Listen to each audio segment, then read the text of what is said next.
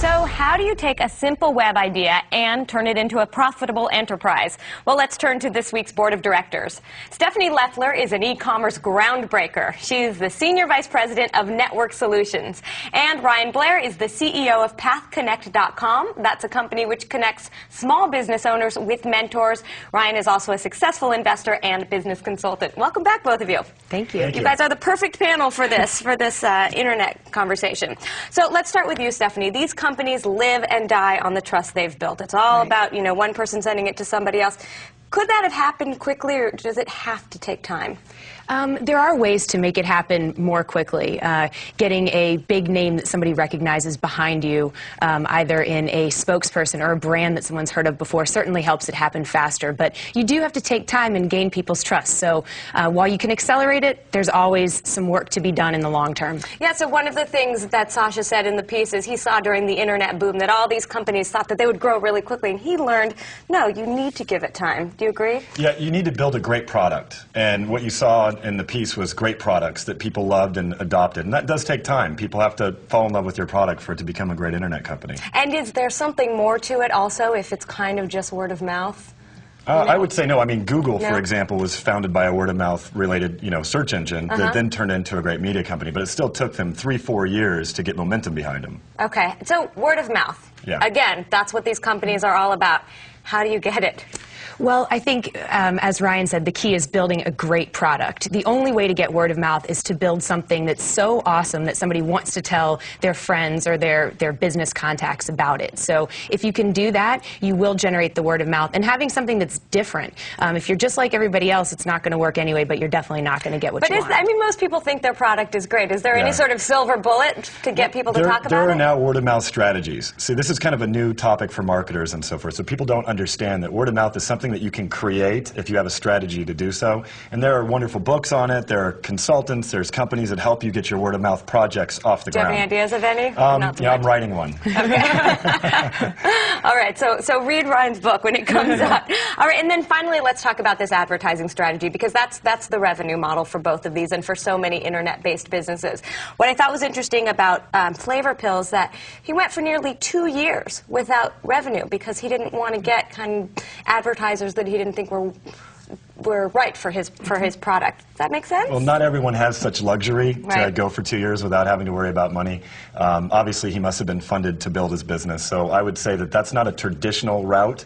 I focus on monetization on the portfolio companies and the projects that we work with right away. So how fast can they make money? And that's really up to the entrepreneur to define the revenue plan. But do you think it would have hurt his company at all to have said, okay, I want to get some local advertisers, some names that maybe everyone doesn't know?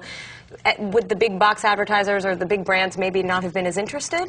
Well, I think the key is the fact that he defined his strategy early on. Yeah. If he defined a strategy that called for not using small advertisers because he had a very clear idea of what he was going to get out of the big advertisers, then it makes sense. If it was more of just a leap of faith and wait and see, I'm not so comfortable with it. So the smaller advertisers could potentially make somebody think that he was smaller and distract them from the content.